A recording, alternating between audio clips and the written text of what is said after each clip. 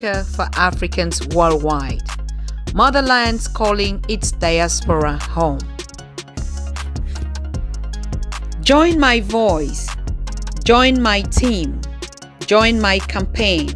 Campaign 21 hashtag 1 million subscribers on the Pan African Daily TV YouTube. Be a volunteer. Apply now. Be the new Africa.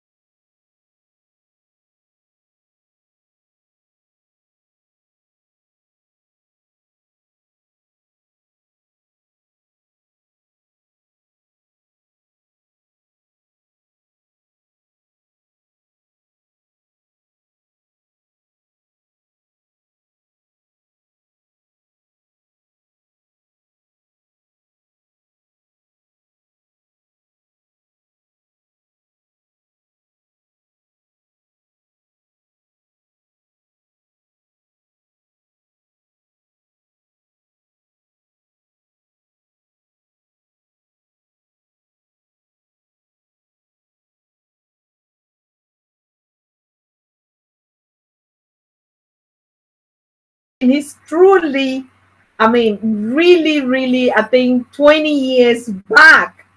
My king, I'm just waiting for the audience to join me tonight because what I'm seeing here, what I'm seeing in front of me, of course, I do know you, but this image that I know you is from your documents, your official documents. But this one, so what happened? Did you go into a sauna? Did you go, or is just the refreshments and the walking in the park, in the hills, in the mountains, all around Zimbabwe and Africa? Why are you looking so young? What's the secret? Oh Have no, you been I went home. I saw my mother, and she advised me. She says, "No, man, you must clean up a little bit, and you're handsome." And what she spoke to me nicely, and she managed to get me to do some facelift a little bit. After breastfeeding, you always have new ideas. So I was home with her for the weekend, and I came out with a new look. You are super smart. Honestly speaking, you're really super smart. And I was like, hey, wait a minute, who is this young guy? You know, and But and, and, I just and a lot. I just thought Yeah. I'll leave a little bit. I'll leave a little bit of the beard. But the temptation was great just to clean up everything, and I'll look like a 35-year-old boy. And that would be some trouble with the queen, isn't it? Yeah, the queen is not a problem. Maybe there will be a problem with the extended small houses. Yeah. Yeah, of course. So when they're extended houses, so that's exactly where the problem should come from. Yeah. Anyways, yeah, there've been a lot of cooking and celebration these days. What has been cooking around? What has been happening? I mean, particularly not only on the continent, you heard about also, crisis in the Ukraine. Do you think this could happen like the second World War, where probably some people will have to relocate, remove their forces on our continent so they focus on their own issues?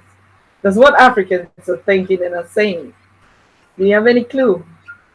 My worry is not more for Ukraine, though I have some friends in Donetsk and in Ukraine mainland and stuff like that. My worry is the attitude of the superpowers, the attitude of Russia, the attitude of America.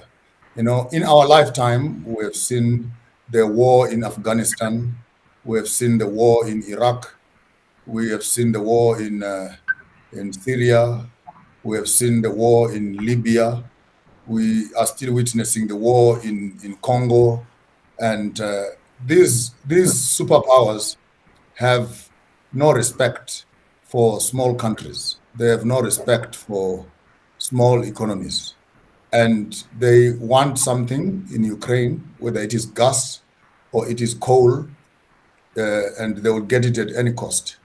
And so, as the appetite of materials around the first world is increasing, sooner or later we'll begin to see first world countries, which are the NATO countries, inclusive to Russia, to France, to Britain, Germany, and now China, walking into small countries and imposing themselves. They start off with colonialism.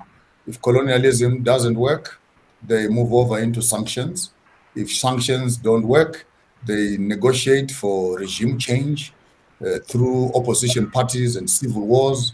If civil wars don't change, they come for an onslaught military takeover.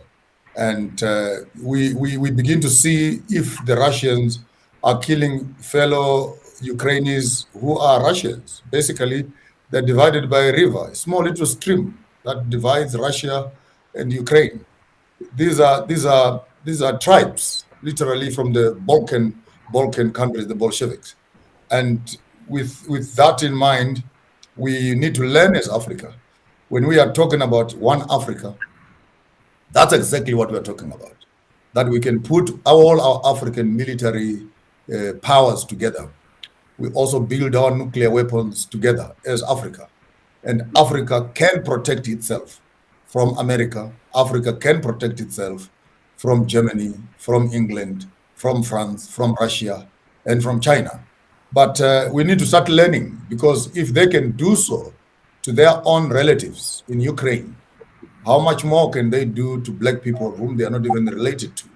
So I think it's a big warning sign to our African leaders that they must note that the first world countries, those that have military powers, will not stop at anything. And now we know the 2, 3 top minerals that they are looking for is lithium, it is oil, it is uranium, and of course gold, so that they can back up their economies with these things. And where do you find all these deposits? For sure, Sudan is one of the biggest deposits of oil. Mali is one of the biggest deposits of gold. Congo is one of the biggest deposits of lithium, and some of these chemicals and minerals they're using for making cell phones. Technology is actually founded on these minerals. So as the appetite of technology is growing, the appetite of gadgets is also growing. And as they are building gadgets, they are also looking for minerals that build those gadgets. Ultimately, when they are done with Ukraine, when they are done with Mali, when they are done with Ethiopia, they are coming. They are coming for the Southern and Central Africa. So it's a warning sign. Somebody actually described it as somewhere like, these superpowers or these nations, they just like dogs. Like dogs, when you throw piece of meat and you see everybody run there and they're going to tear that meat into pieces. And when they finish eating that meat, then they start looking. So I mean, it was critically described like, if you look at what actually removed the Germans or the Europeans from the continent of Africa during the time of invading or slavery or colonization, was because they had to come to defend their own territories at home. And that could also be the scenario that we're seeing. And like you said, should be a warning to the leaders of the continent to understand that after this, fighting of this bone is over, they will look back for fresh meat. I don't know. Very true, very true. Because we must understand also, even on our conversation for tonight that we are having, the conundrum of the African politician, that we forget that the African economy, and I will be very specific, the African economy, that it is built as an economy that must supply raw materials, because they have built industries and manufacturing industries in their countries. So, number one, they cannot tolerate the African countries building those industries. They want the third world countries to constantly supply raw materials in minerals, in agriculture, and these they take into their countries, and then they make the gadgets, whether they are cars or their cell phones, or it is clothing and textiles, or it is perfumes, or it is chocolates, or it is anything. So if Africa, for example, begins to produce the chocolates, then it means that the factories in Belgium and the factories in France and the factories in Germany and England must close down, because now the final product is coming out of Africa. And we're able, when we do that, to sell our products at the world market value. So we'll no longer be selling lithium, but we'll be selling the cell phone batteries already made and processed. So China cannot say they are selling cell phones. You can make your software, you can make the hardware, but the battery, we are supplying it from Africa. That makes us a partner in the development of the global village.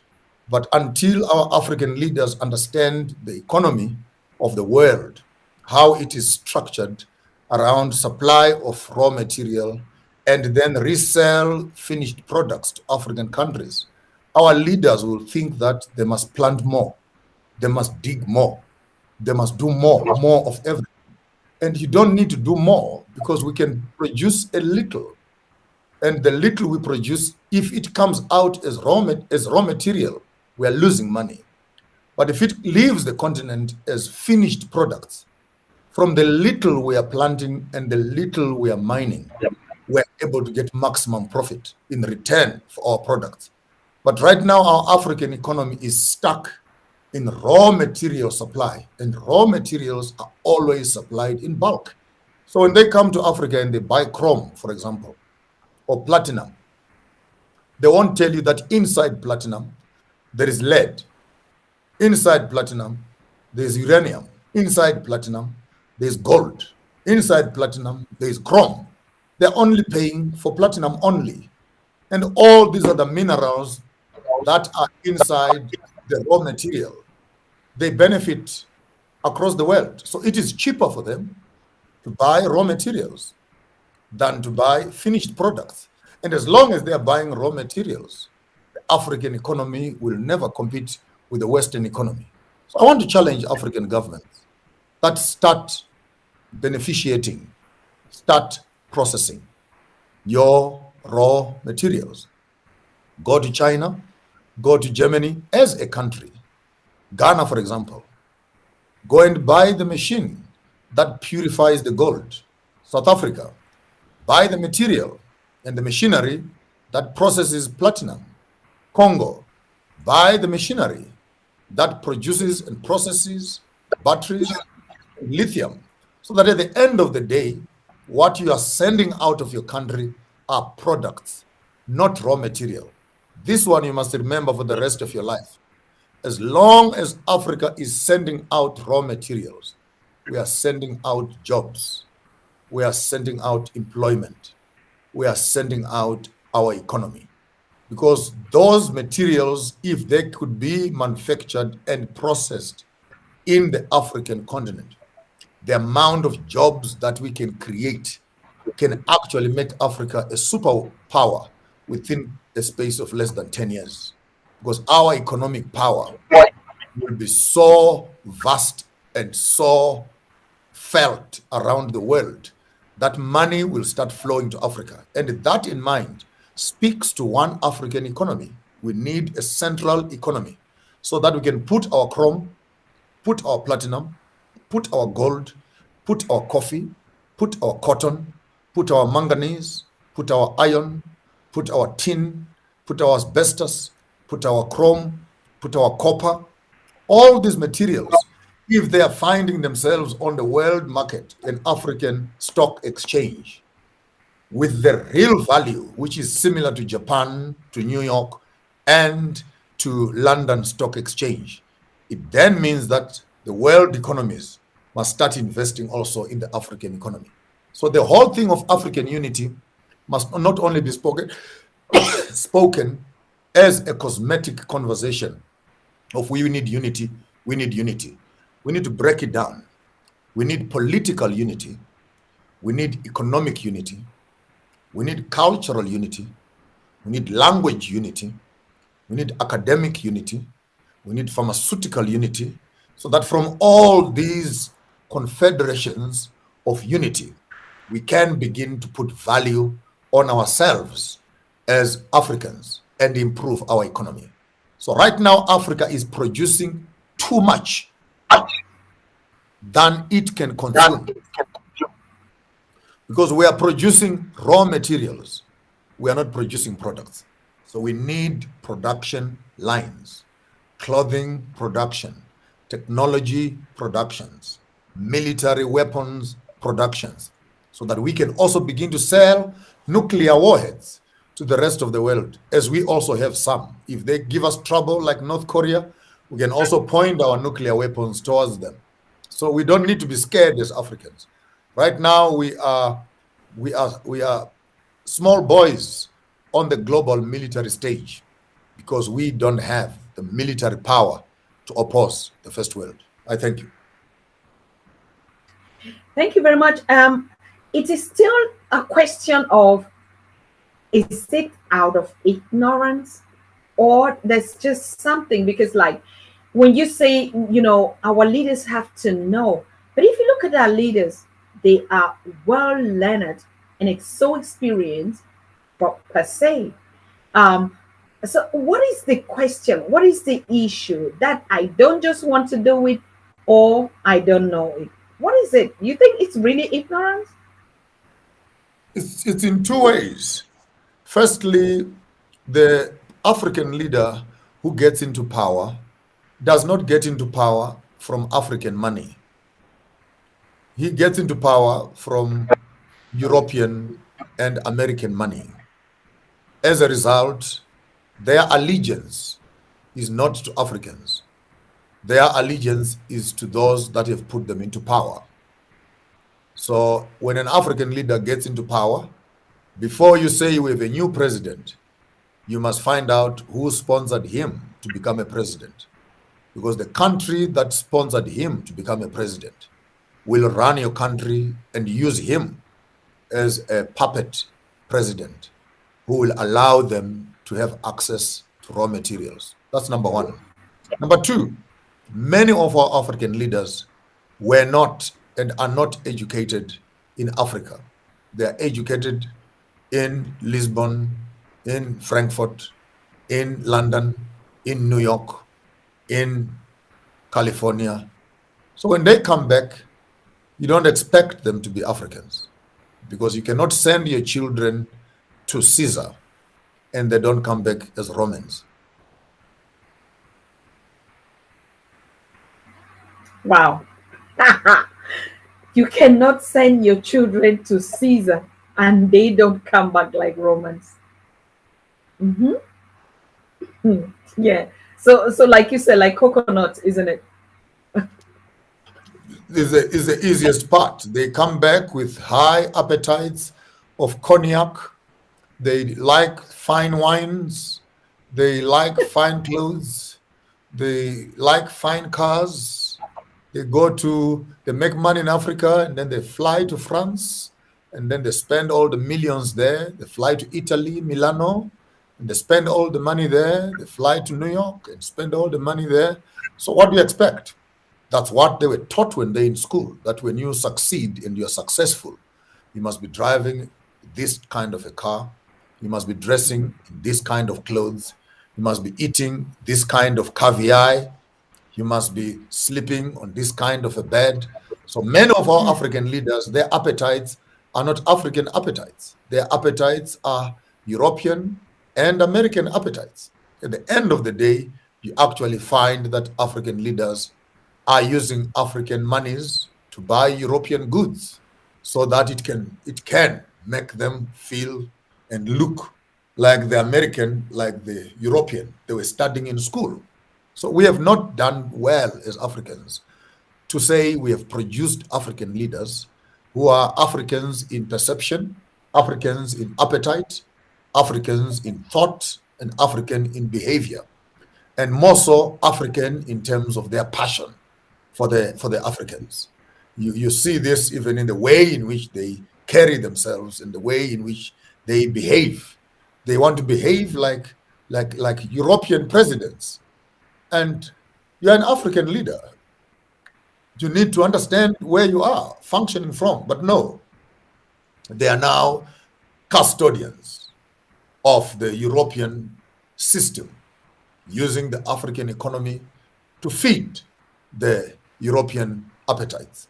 And their friends from school, their friends from United Nations, their friends in the business community who they sympathize with them, have access to the economy, access to raw materials, access to land, and presidents become the doorkeepers who keep the Africans out of the economy and allow the Europeans, the colonialists, the Chinese to come actually and have a free party on our African continent at the expense of the local people. That too is a bad way of governance because it only means that the money that the leader is spending on himself is actually equivalent and enough to feed the country. Because a danger we have in some of the African countries is that the African leaders have viewed, deemed, placed themselves as the chief custodians of the economy, and they've converted the country's economy into a personal economy.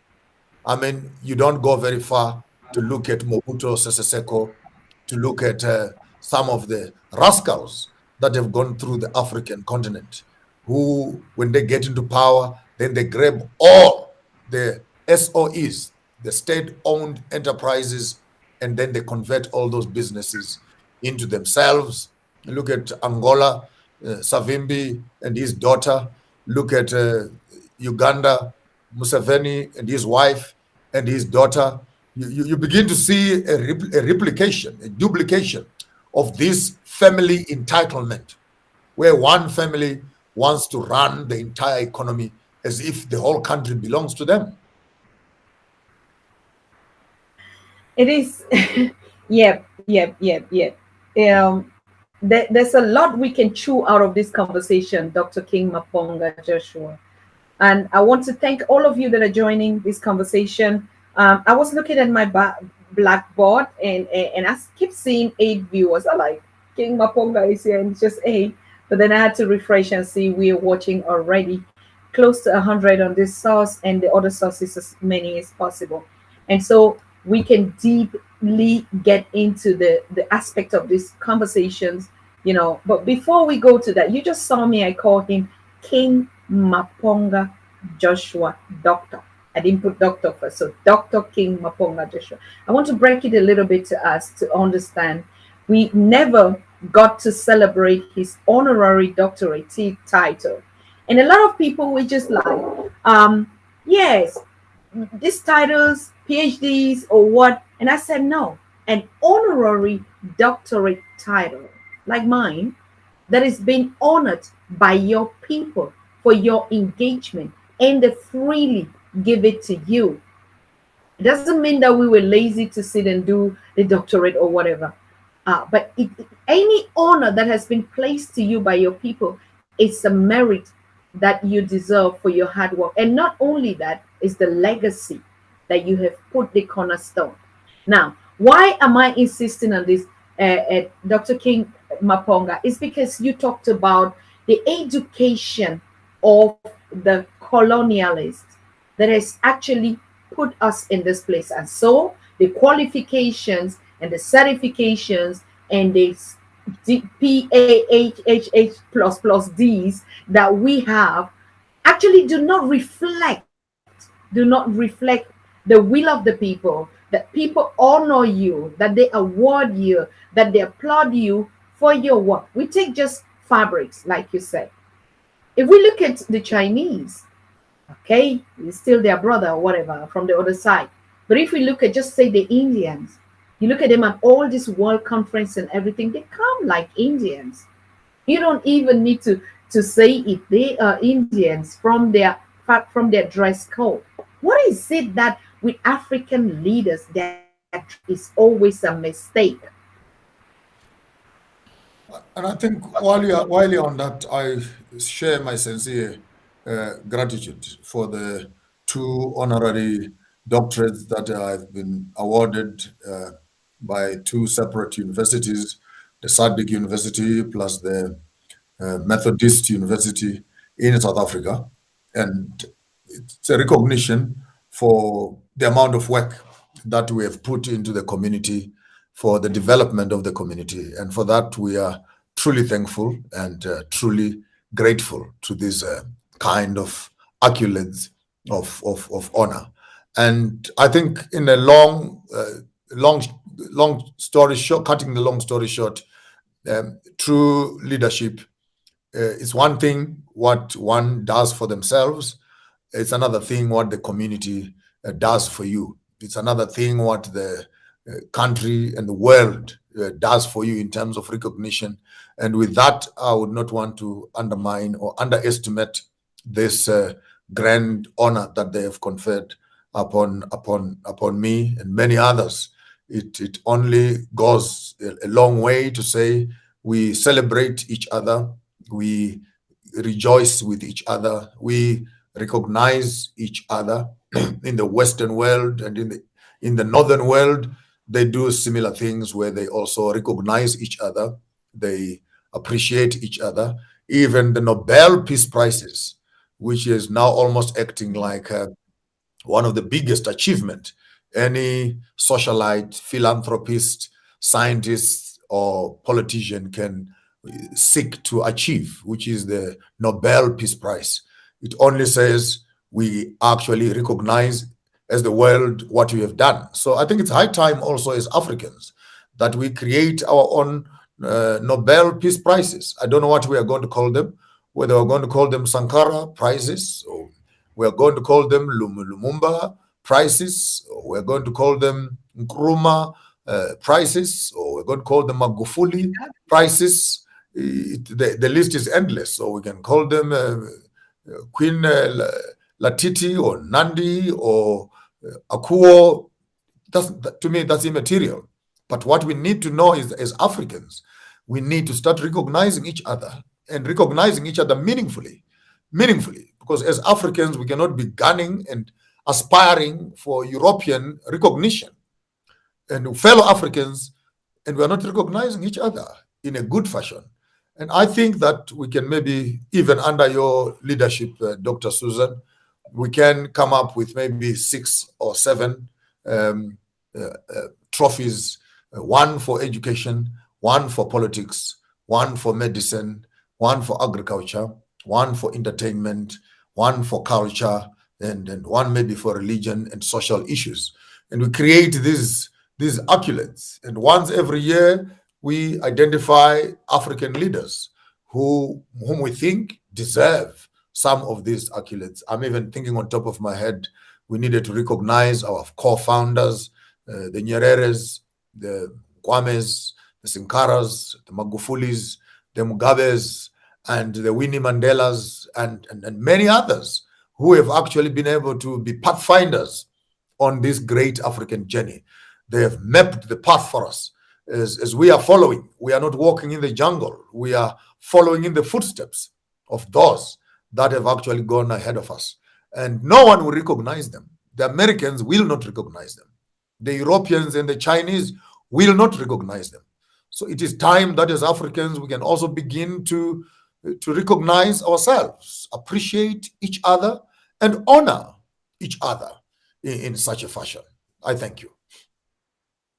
Absolutely. Particularly this idea of, like you saying, Nobel, whatever, prizes. And for now, we had, like what you described, we actually were in the web, still under the web. But I think now that the awakening is coming up, that's the reason we need to question a lot. Like Professor Baena Bello said last time, we need to question everything you want to celebrate, everything that you even were given, question it. Question it, do a lot of research. What does this actually mean? What are even the hidden meanings that we don't even know about it? And question and question and question a lot. In terms of these honorary titles, entitlement, or certification, or awards that you have, we truly want to congratulate you. And really, we're still going to celebrate this. Why? Because like honoring ourselves is the only gift that we can give to each other. I mean, if you receive 2 in a nutshell, you know, from 2 different institutes, that is the free will of your work and your engagement. Yes, and I think it makes a lot of sense. And we're coming to that stage of renaissance. The year of renaissance is now. So we're going back to all this stuff, isn't it? Yes, and that I think also begins to rewrite a new narrative that says true knowledge and true education is not only found from the academic desks, which has the university, the single mono direction kind of thinking, which many of our universities are propagating. We need to start talking of multiversity, multiversity instead of university, because university speaks of a Hellenistic academic pursuit, which is British, Italian, and Greco-Hellenistic Roman, where you go to a school to regurgitate what the professor is saying and then recite what other professors have said. Then you're given a doctorate. Thank you very much. You're now a doctor because you know what Saiche said, you know what Butman said, you know what you know Samuel Bakioki or Gerhard Hazel and other professors have said, and that settles it for them. You can quote Plato, St. Augustine, and Herodotus, and you are an educated person. Whereas if you look around our own villages, if a grandmother has been able to deliver 50, 60, 100 children as a midwife, and she has done so successfully for 100 patients with no failure, she has gone in and come out with a baby every time. Gone in, come out with a baby. She can count in the village. That one, that one, that one, that one, that one. And we have prepared as Western colonized women to pay 20, 30, 40,000 euros to go and get your stomach cut by a doctor. And here is an old woman who has done 100. Why can't we pay her? Maybe let's start there. Why can't we recognize the effort and the same amount of money you're prepared to pay in a hospital to get your child delivered with a knife? Why not pay the old woman who can also do the same job, delivering with her hands? And when you look at her, is this not a gynecologist? Because she can work from a bridge birth to a straight birth. She can work even to the operation itself. If the birth canal is small, she can cut. And she has enough of her traditional herbs to heal the wound and cover up. She can tie up the woman's stomach and restore her to her original shape. She actually does more than what a normal academic doctor can do. And here we are, we still don't recognize these old women because they can't speak French, they can't speak German, they can't speak English. They remain only as traditional doctors. You know, traditional. You even hear the word. It is unconventional. It is traditional. But don't worry about the unconventional part. Look at the results of the work that she's doing. She's a pharmacist. She knows the herbs. She is a gynecologist. She knows the anatomy. She's a doctor. She can check the temperatures and see if the woman is in stress and the baby is in stress. She can actually even help to change the direction of the baby who is in a breach. And first, tell me she's a physiotherapist. And why would we find it difficult to honor such a woman with a qualification of a doctor? Because what she's doing is what the other doctor is doing. It's only that the other one is doing it under lights, and this one is doing it under candlelight. My king, if we have I'm not saying if we have to, we need to start it. I don't even know where every African, particularly our mothers and the local ones. When I say the local ones in our communities, our compounds and our villages, because I grew up there and I saw those children in my face being delivered to mothers that today we will say they are illiterate, they've never been to school, and they use just palm oil, and they use just peppermint leaf to disinfect their hands, right? They knew everything that they had to disinfect. They knew that they had to oil the baby with palm oil. They knew that they had to put, just massage the mother. Everything was done when we were all babies. So if we really, it's not a matter of we, it's something as a matter of fact that we have to start. Look at how many inventions have been done. And when we don't say these are inventors, and we always will look at other people. So that's why we're saying the Renaissance is here. But maybe we will need to do something to explode this Renaissance.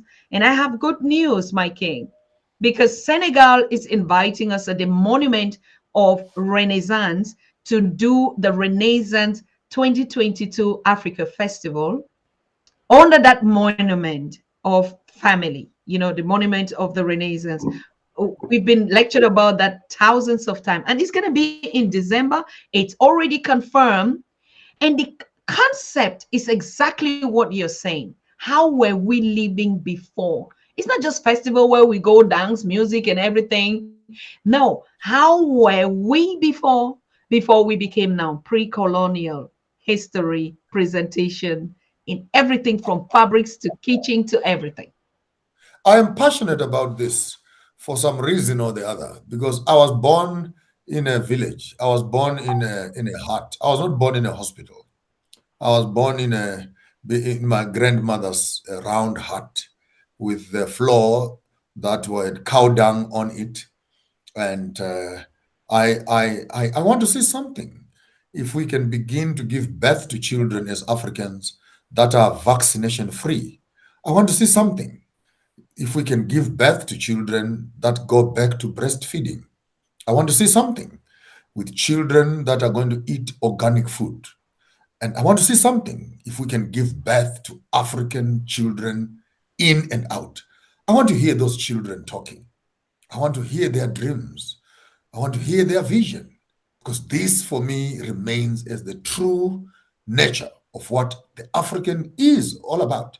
And many of us, we think that by being European, we're healthier. It's not true. Our grandfathers and forefathers were not vaccinated.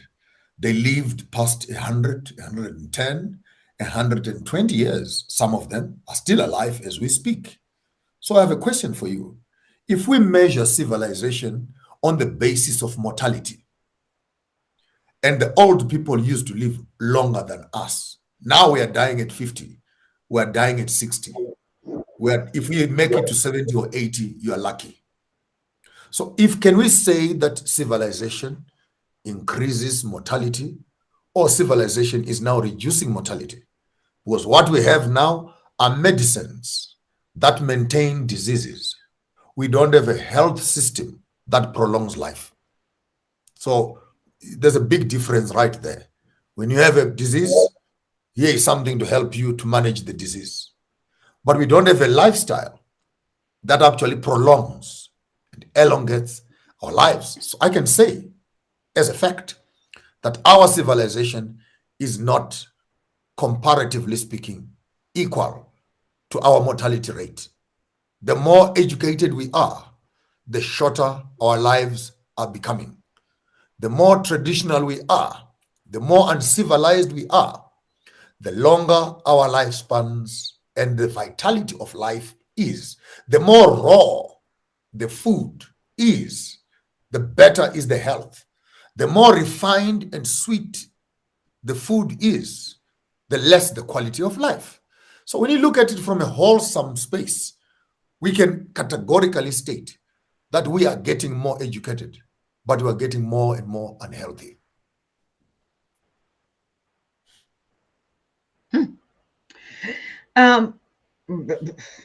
Very correct. We've been singing this all the time, like go back to the village, go back to the compounds strategy.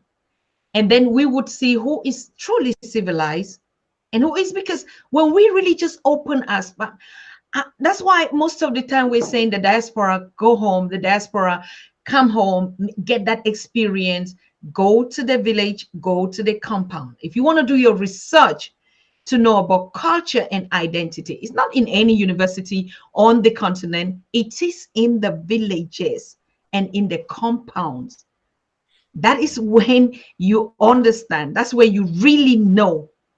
But I don't know how much we can say it again, Mikey. Now we don't need to emphasize. Those that have ears, I think they can hear. I would wish we can move over to the subject of the day, where we are beginning to speak of our political conundrum as it is panning itself out. Because what we are discussing right now is controlled by the politics of the day. Because now you have the Minister of Health, and the Minister of Health says if a child must be born, a child must be vaccinated for polio, for measles, for hepatitis, for what. It's a government law. And if you don't do that, you will be arrested. So we already have a system at the bottom that is managing parenting. That even when you give birth to your child, they cannot give you back your placenta. They can't give you back the umbilical cord because it is considered as medical waste, which the doctors are taking, and they're making facial creams, they're making stem cells, and they're making tablets, and they're making medicines out of that. And we as Africans, we always knew that this placenta actually contains the stem cells. If a child has a problem with a skin disease, then they'll take this and boil it and bath the child. If the child has chronic problems inside, they'll make some fusions and make the child drink the thing. And because it already contains the generic original DNA that a child used when they were in their mother's womb. At the end of the day, this science is not new to us. We are not new to stem cells. We have been working with stem cells as Africans for the longest of time. But so we already have a political system that introduces an educational system, introduces a health system, introduces a governance system, introduces all these traps and nets into this spider web, where the African leader simply gets himself stuck on this web. And when he is a leader and he's sitting in his office, he has nothing to do but to make sure that all these various ministries and all these various policies are being implemented. So we've already started talking about health, and health is already a threat. So colonialism is not only colonialism, it's a big word. Our health has been colonized. Our diet has been colonized. Our fashion has been colonized. Our religion and spirituality has been colonized. Our politics has been colonized. So the colonization, even our culture, has been colonized.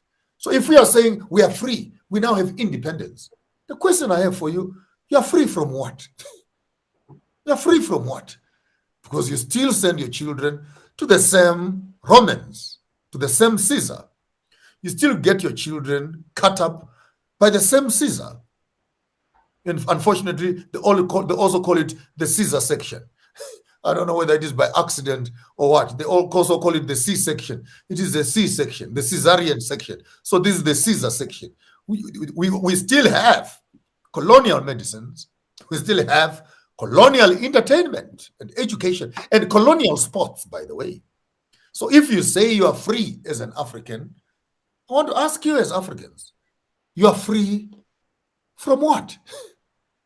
Because as far as I look at you, you have what might seem like it is political freedom, but it does not come with cultural, economic, health, social, academic, entertainment, spirituality, independence.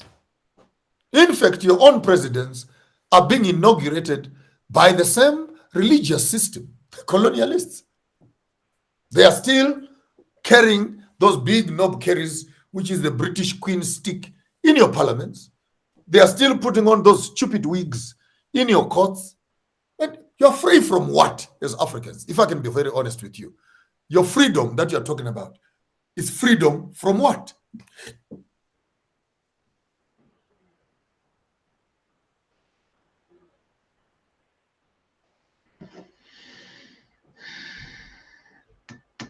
We want to hear him.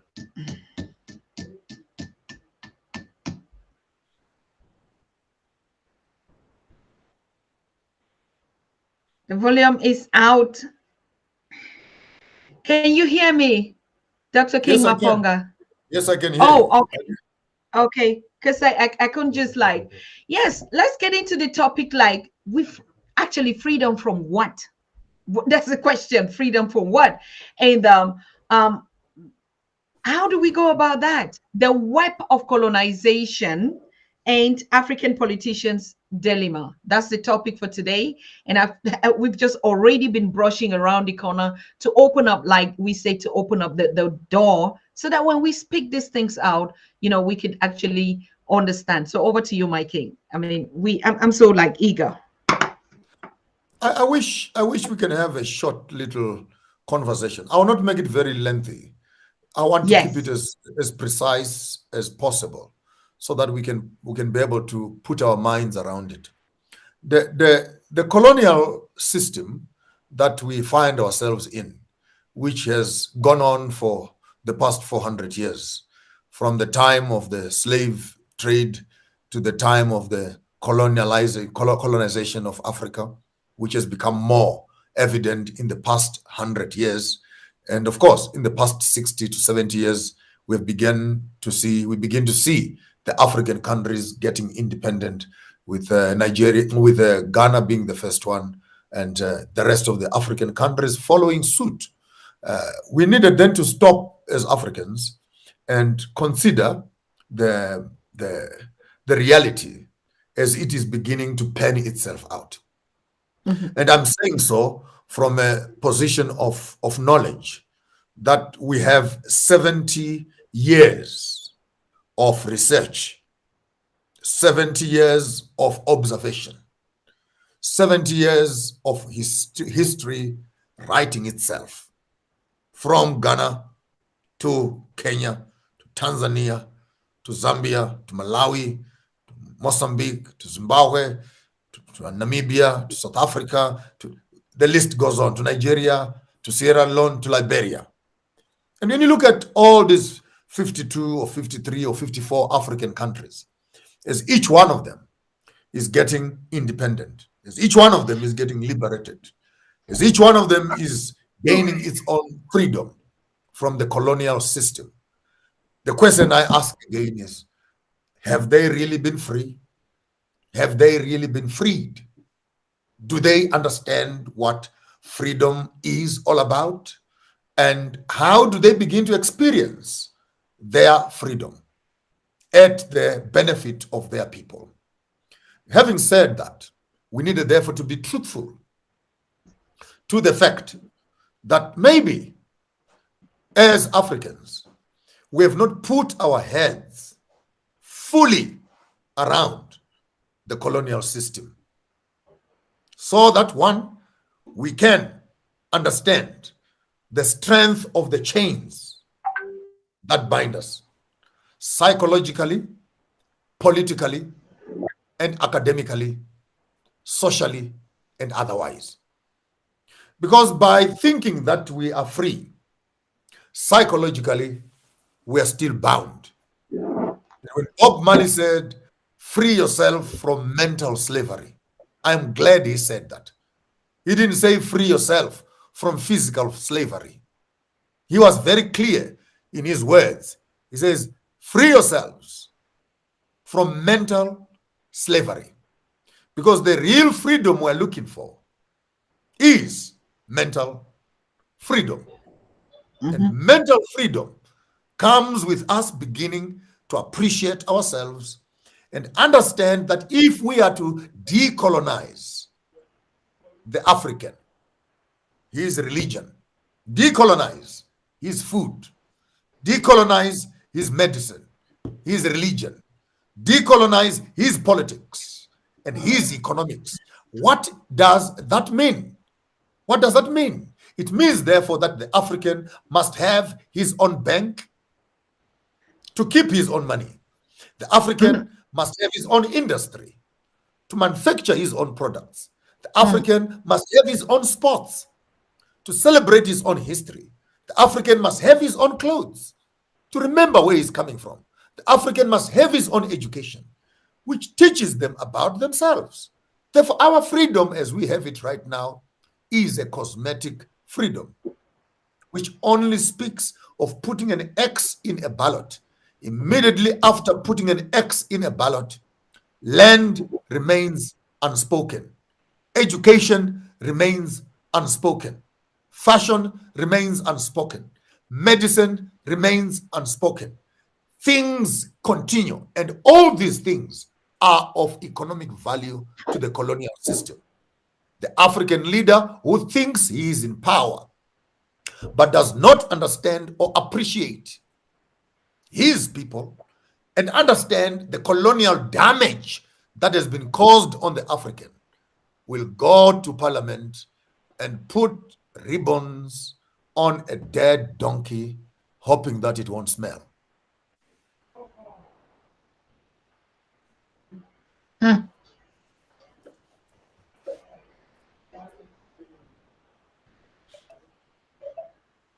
Wow. Are you there? Yes, I'm here. Okay. I think this is a kind of a delay on our part. It's but obvious because you're talking and it's making a lot of sense. Like, I mean, when have we ever really seen any of the leadership or the leaders, like you say, being in power with no power? As a matter of fact, you're just being in power and you do PowerPoint presentations with no power in them. So where if now they're going to always create some kind of crazy world agendas, it is either how do they call it? I don't really, water or some kind of nature. But there's never been an agenda where, I mean, politicians or leaders will sit and say, let's talk about our culture. Like you're saying, let's talk about our language. Particularly, my king, if you think we cannot even have a currency that we produce, it was better that we go to a trade by barter. I bring you this, you give me this. We know medium of exchange, isn't it? How can we even not be dependent when we don't have a single currency? How do we trade? The economy that you are addressing becomes the key, one of the key pillars in what we might want to call our freedom as Africans. Because the fact that the white man walked out of the parliament does not mean that he walked out of the bank, does not mean that he walked out of the economy. They simply left you in parliaments. And by the way, a group of cattle, we call it a head of cattle, yeah? And a group of chickens, we call it a flock of chickens. But a group of monkeys, we call it a parliament of monkeys. That's English now. And it is clear when you walk up into any one of our parliaments that they've really become a parliament of monkeys, where people just walk into parliament to shout, to curse, to swear at each other. And there's no dignity in some of these parliaments. By nature, they are foreign to us as Africans. That young boys and girls can be swearing and cursing at their own fathers in the name of democracy. So yes, the economic issue becomes critical because the economy informs the politics. Economy buys politicians. Money buys politics. Politics is almost like prostitution. People, you go to the highest bidder. At the end of the day, whoever sponsors a political party, whoever sponsors a political regime has the authority to dictate the political, social, and economic policies when a leader that they have chosen gets into power. At the end of the day, therefore, let's agree that many of our political leaders are not African political leaders, but they are surrogate governments who have been sponsored by the colonialists to become custodians of the economy to the benefit of the colonial system. So if you look at it very closely, the real war is not political war. The real war is economic war. Think about it. Why are they so interested in Africa? Was it not of our resources and our economies? Are you telling me that the Europeans and the Americans are interested in our welfare? They're interested in our dignity. They're interested in our culture. They're interested in us as Africans. you must be smoking. You must be smoking. They have no interest in the African as a person. The interest of the colonial system is simply an economic interest. Their interest is as clear as economics. Does this make economic sense? For example, the war in Congo. If the war should stop in Congo, does it make economic sense to Belgium, to England, to America? The answer is it does not make economic sense, because it means that the resources and materials they are stealing out of Congo as we speak right now, aeroplanes are flying in and out of Congo with minerals. They've created land strips in the jungles of Congo to steal minerals into China, into Europe, and into America. So if you ask the question, does the liberation of Congo make economic sense? The answer is simple. If the war stops, business stops. So it does not make economic sense. The economy can only be as viable as war is continuous. So the first thing we need to understand as Africans, particularly opposition parties that are filling up Africa in the name of democracy, and local people start fighting each other over political parties. Ask yourself the question, who is sponsoring these political parties? Because if you can identify the sponsor, you can identify the leader. So many of our African leaders are in power, but they are not in control.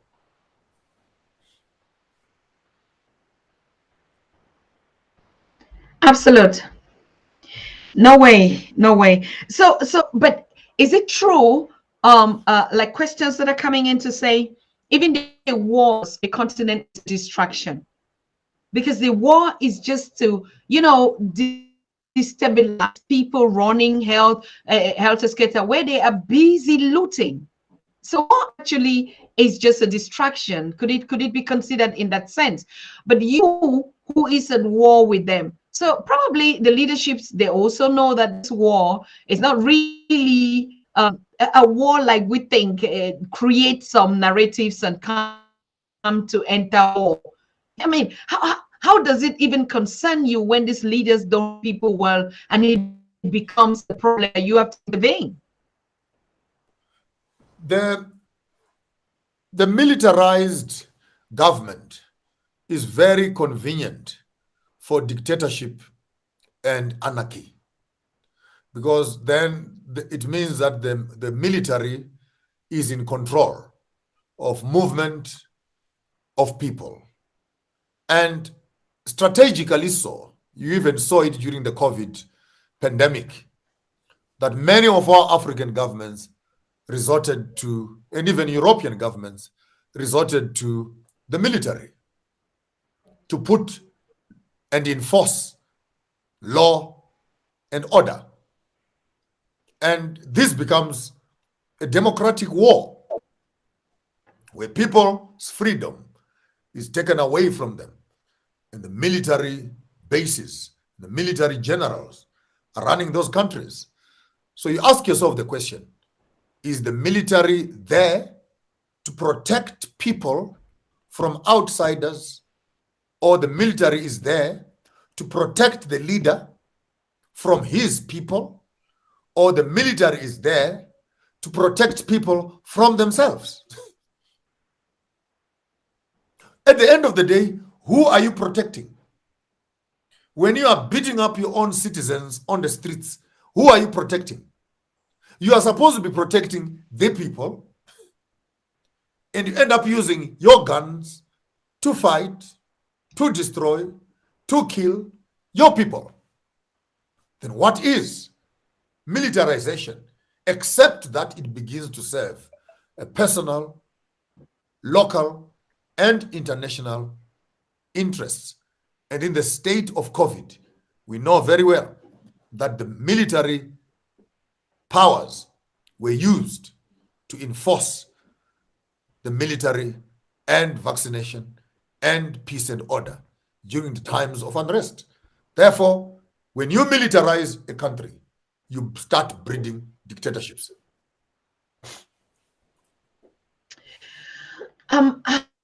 How time do Africans, even just the leadership, I mean, like opposition and others, how much more do they want to learn to end that?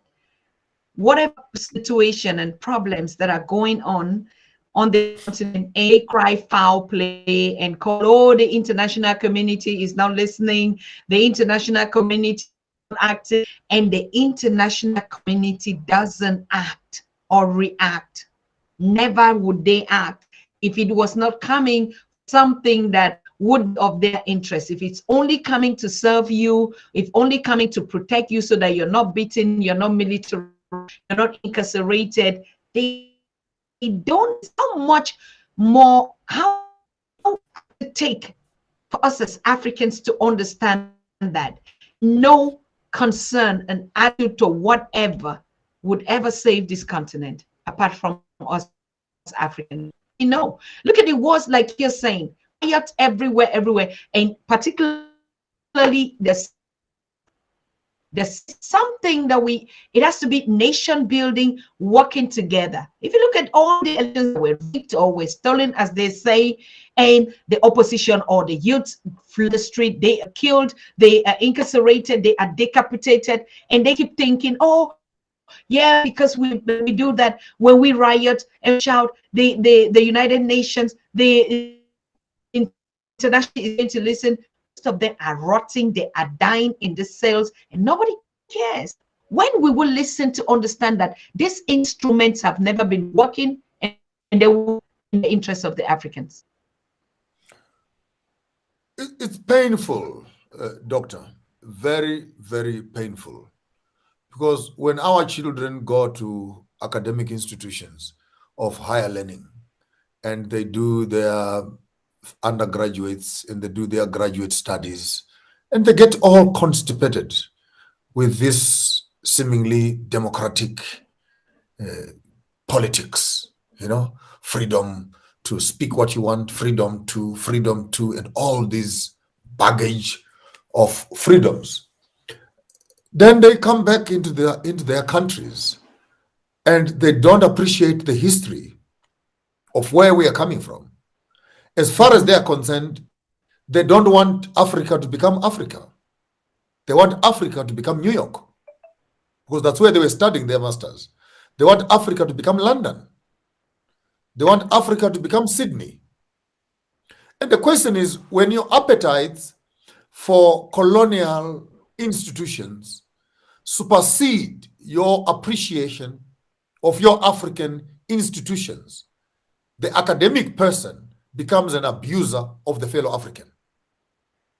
Because for argument's sake, you go back into the village.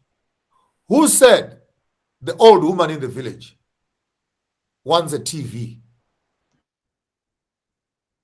Who said she wants a house that is painted, that is a 4-roomed house with corrugated roof? Have we stopped as modern young people to ask the old people, what is it that they really want? What is it that they want? Some of them and some of us, we want our lives as indigenous, as original, as possibly we can, with a few gadgets here and there to make us access the world and access certain amenities. But not all of us want to live in a concrete house.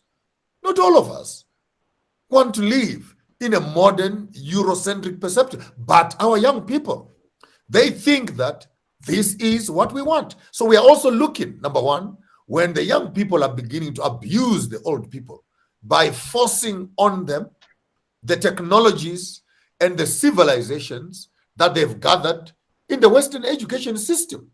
The other adverse of that is when the old people also refuse to give the young people a bit of what they want, But the real political conversation takes place where the old people and the young people can sit around together, and the old people can say, we don't want this changed. The young people say, we want this changed. And then we say, what is the middle ground where you can have a little bit of what you want? We can also have a little bit of what we want. For me, that becomes a healthy democracy, where one system that thinks itself more educated than the other abuses the other that thinks it's less educated. And when one system that is older than the other thinks it can suppress and oppress those that are younger than itself.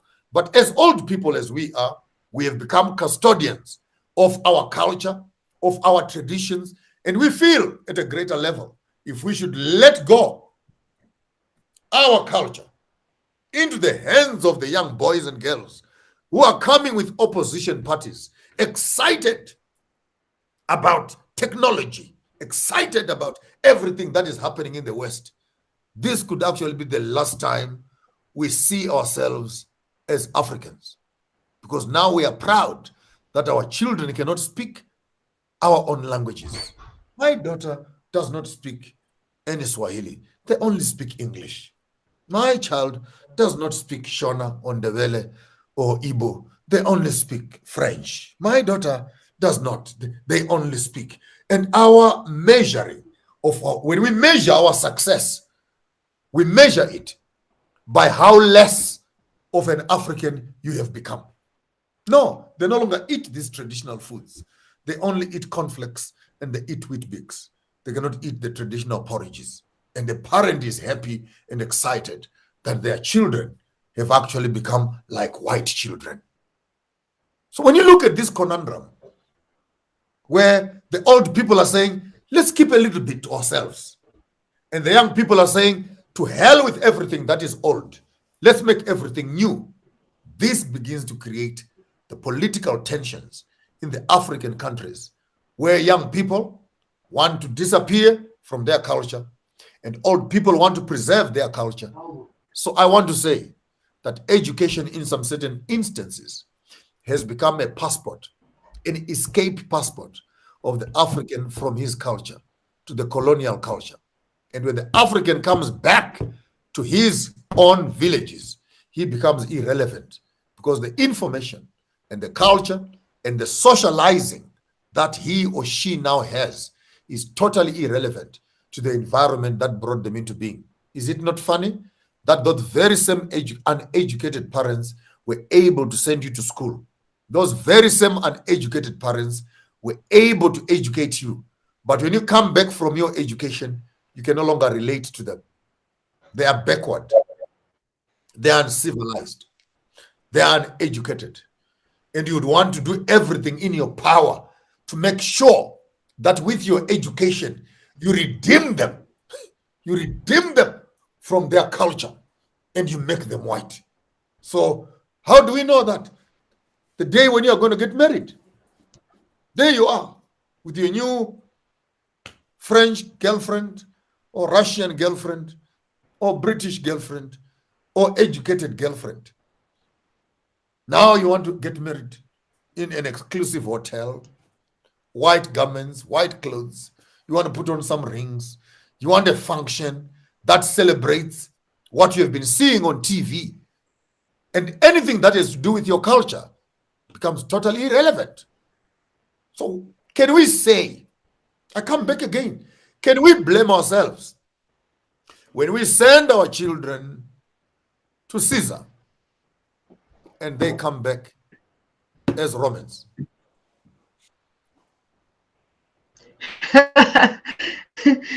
It's not funny at all, even though I laugh in another context, because even the culture that we're talking about, Dr. King Maponga, we still need a lot of work to work on that culture.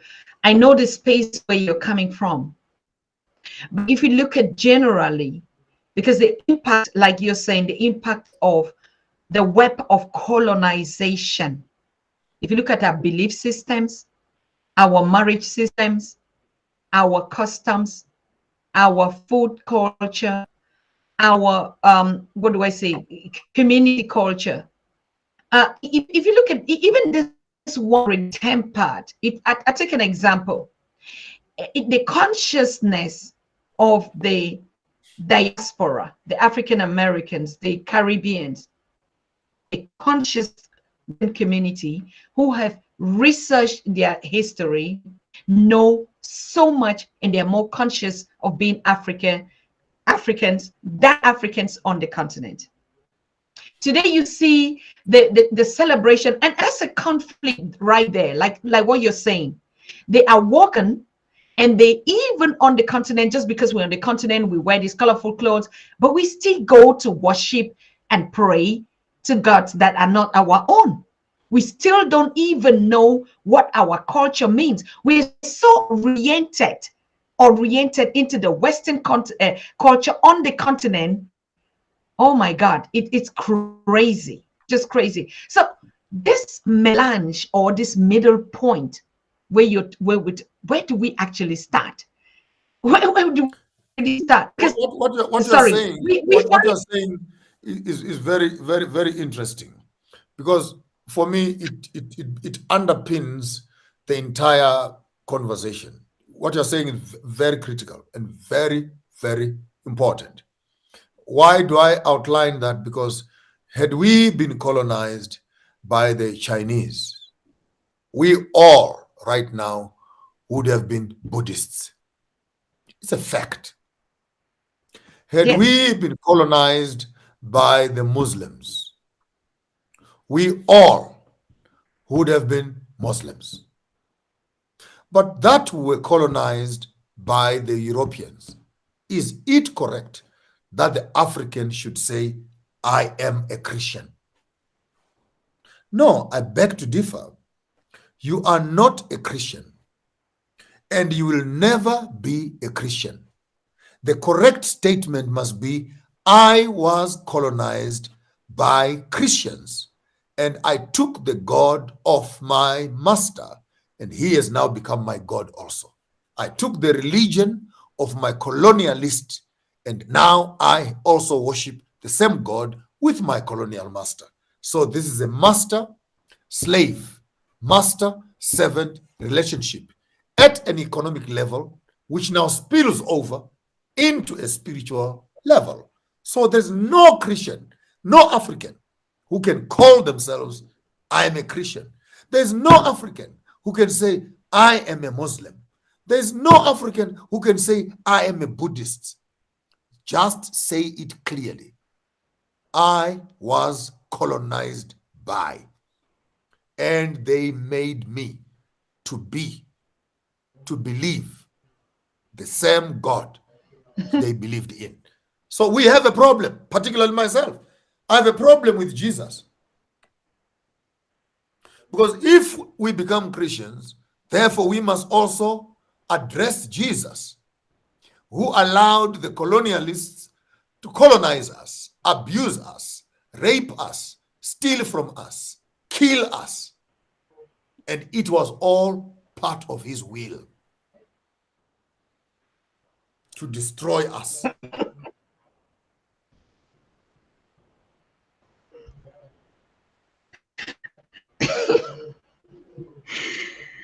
It is it sounds, you know, I like this kind of conversation, because it doesn't only, you know, it's a two-way, like we're talking to ourselves at the same thing. I just want to give a clear example.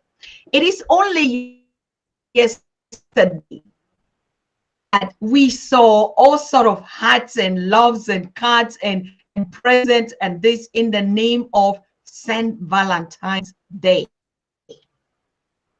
Just yesterday. Okay.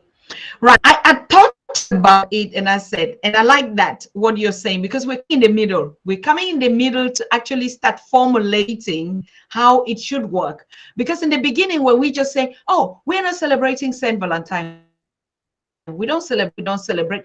Even Black History Month is also questionable. Oh, we don't celebrate this, we don't celebrate.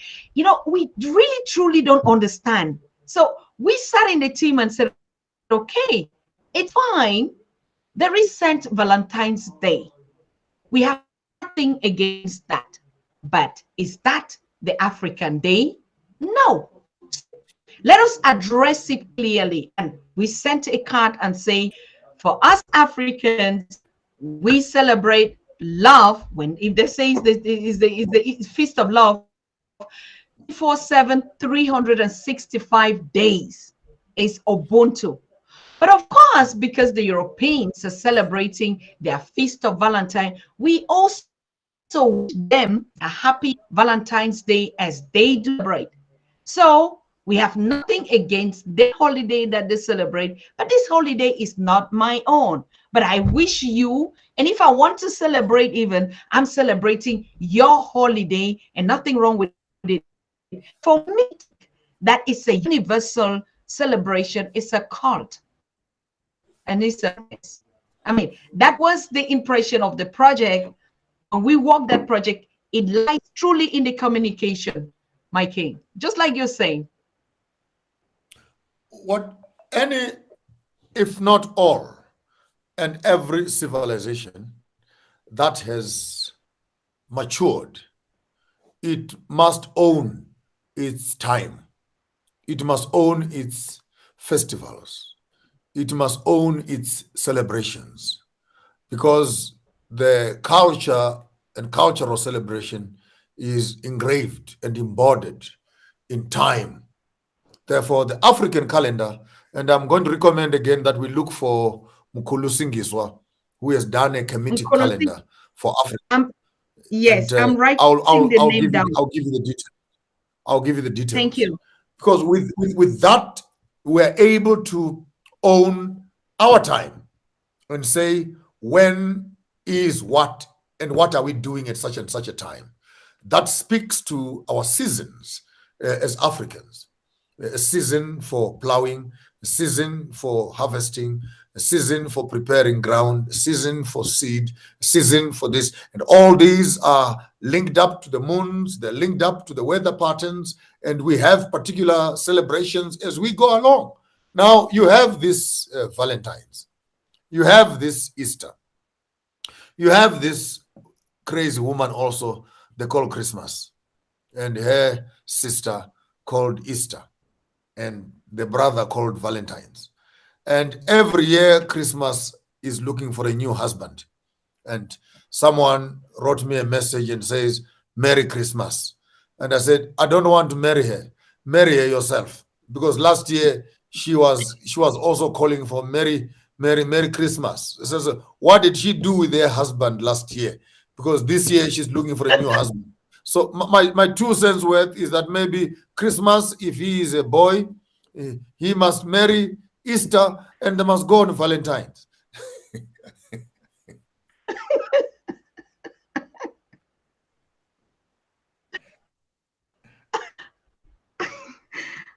I never really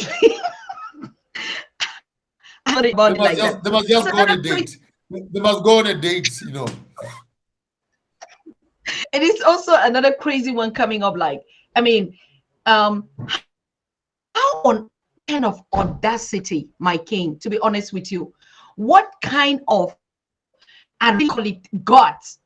Some people will sit somewhere and ask the African to celebrate a Black History Month, and out of the 12 months that created, and then you know, it's even so crazy, like celebrate Black history, his own story, not your own story, not our story. And and you begin to ask yourself, but wait a minute, how once in a month and we celebrate Black history? Shouldn't we stop all this crazy kind of things every day? The Black History Month for me speaks to the colonial system giving the Black person a break.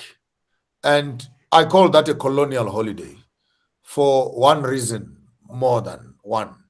It is that if we have a Black History Month, we also need a White History Month. We also need an Indian History Month. We also need a Chinese History Month. The very fact that a white man gives you a holiday to celebrate yourself already tells me that he's managing your system. He's managing your expression. And after the Black History Month, for a day in a year, you must go back to the colonial history, because the colonialists have 364 days. You, as a black man, have 1 day in a year. So they have the whole year to themselves. And they give you 1 day a year where you can dress up as an African, eat up as an African, do everything as an African. Immediately at sunset, time up, please. Back to work. Put away your African things. If you are going to give me a Black History Month, I will not take a Black History Month. I'll take a Black History Year. If you give me a day, I would want a month. If you give me a month, I would want a year. And if you give me a year, I want a lifetime. Then it only means that the African must constantly and continuously be able to express themselves and not wait for colonial holidays that are short-lived in the midst of them managing us as to how must we express ourselves within a short, limited space of time. And after that, please put away that rubbish. Now come back here. Come back and be what we have made you to be. So it's all or nothing at all.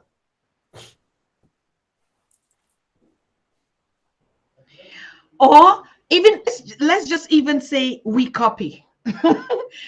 I know when I say this, your audience, the family here is going to run after me and like, Dr. Susan, you always say we copy. No, it's not about that. It's about also alternative. Now we do know, yes, the Europeans, they're very okay to say we're celebrating our Valentine's Day. We make profit, we create heart, we create chocolate, we invite people for dinner, we dress red, we hold roses, then we celebrate it. Our gift and everything is a symbol of love because everything has a pattern. Now, good for them. And so it's also possible we're going to put Ubuntu Day, yeah, and then we also consume, give ourselves African gift, do African profit, sell African things, and then ask the world to join us celebrate these days, our African things, creativity, innovation. So if there is a Christmas, we have the spirituality day, and we also our praise, our libations with our whatever, and invite the world to celebrate this our like the Hindus they do, just like every other. So you think it's because not also creating our own alternate, our own systems, instead of us blaming their systems, we just not creating our own. Some of the young people don't understand.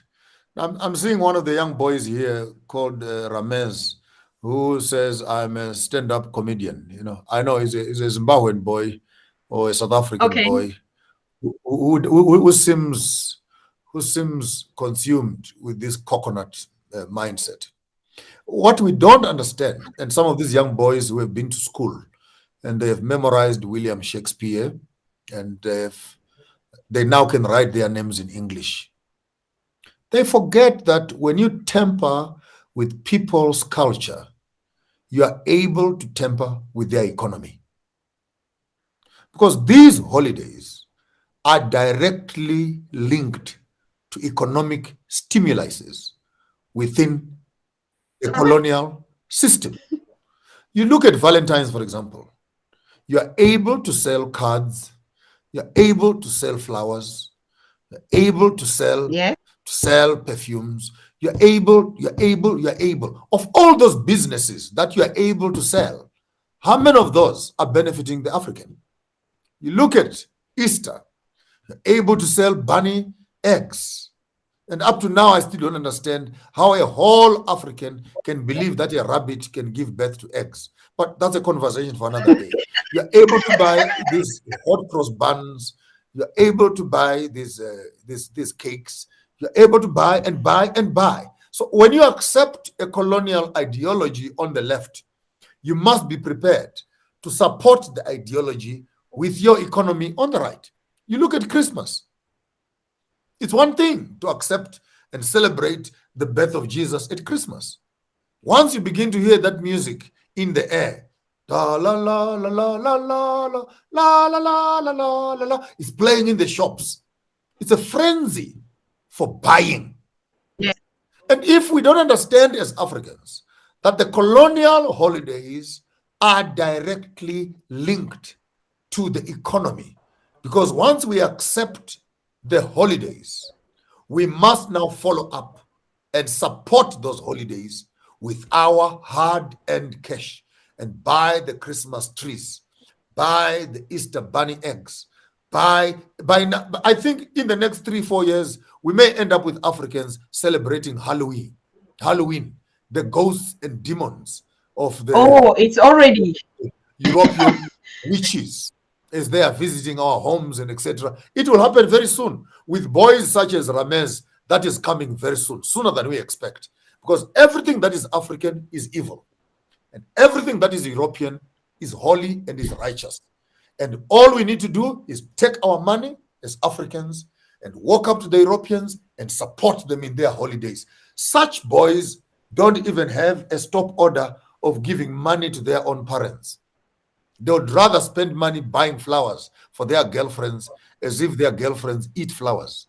Now, when you understand the brainwash, the amount of brainwash that has gone on the African child, you can only realize that the damage is not only psychological, it is emotional, it is spiritual, and ultimately it is economic.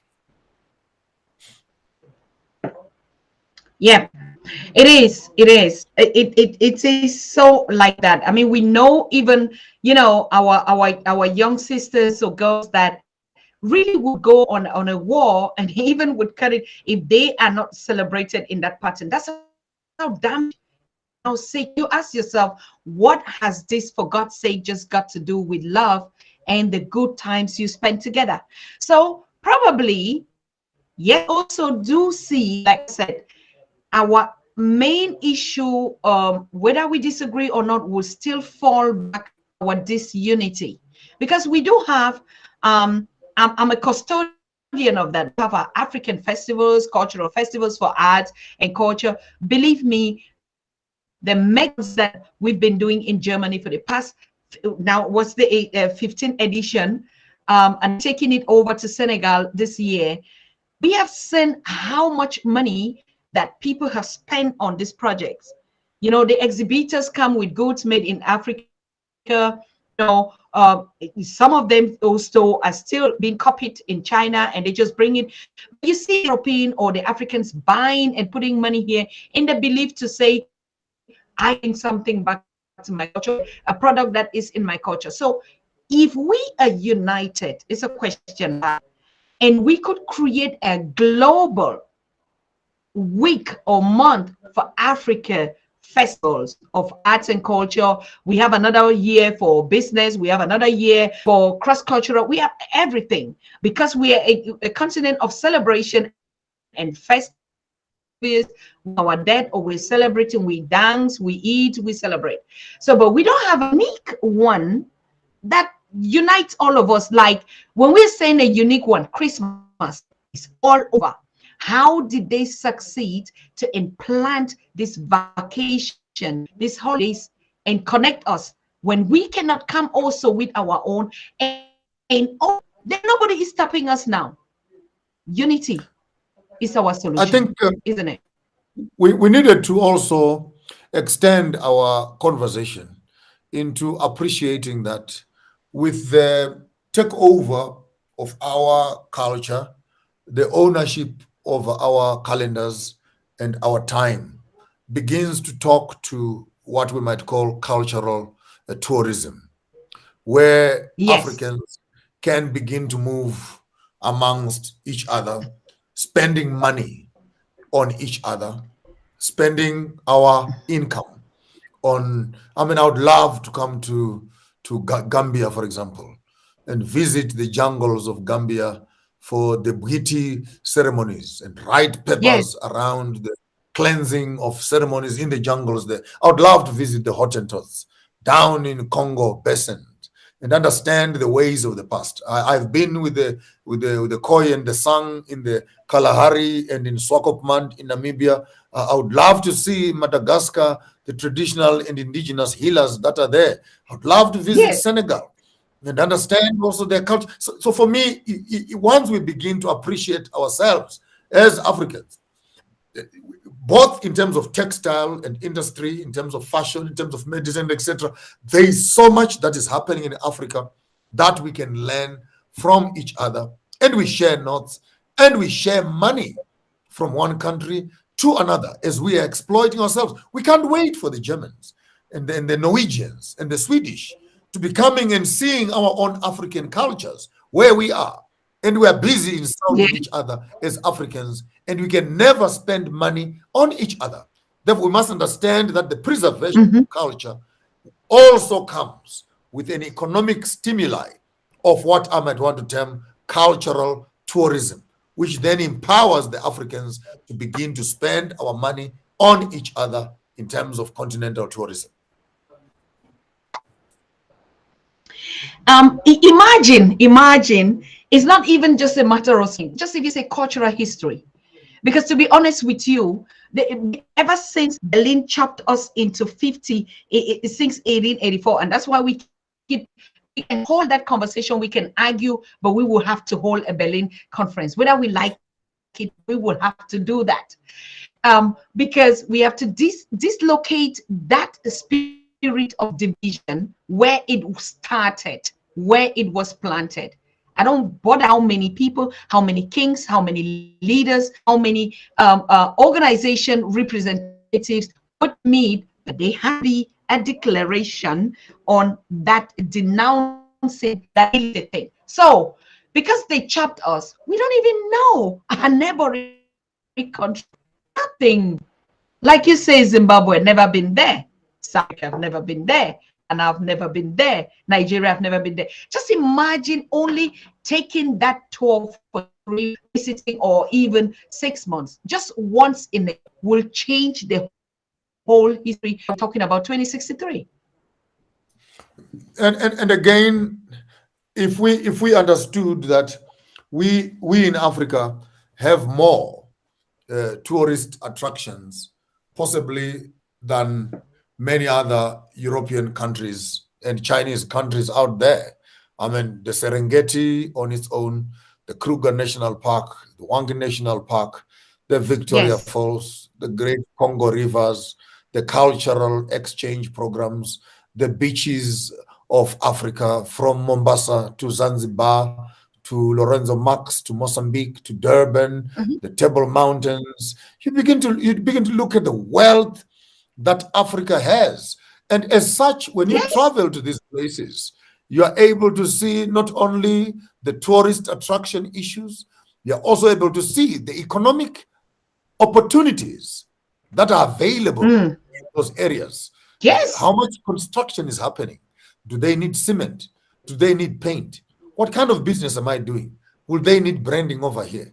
Can I buy this material from here and export it over there? Can I bring my coffee from there and sell it over here?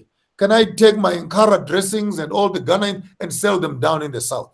What can I take from the south? Maybe take the jewelry and a bit of beading work and take it to the north, so that the African continent begins to have an economic conversation amongst ourselves in terms of exchanging of ideas, exchanging of economy, exchanging even of political ideologies. And we begin to grow as a continent together to build the Africa that we want to see. I still want to be here another 40, 50 years from now and enjoy an Africa where I can host guests from Liberia, guests from Congo, guests from Central Africa, from Burkina Faso, guests from Ethiopia, and I can also visit them, and they can also visit me.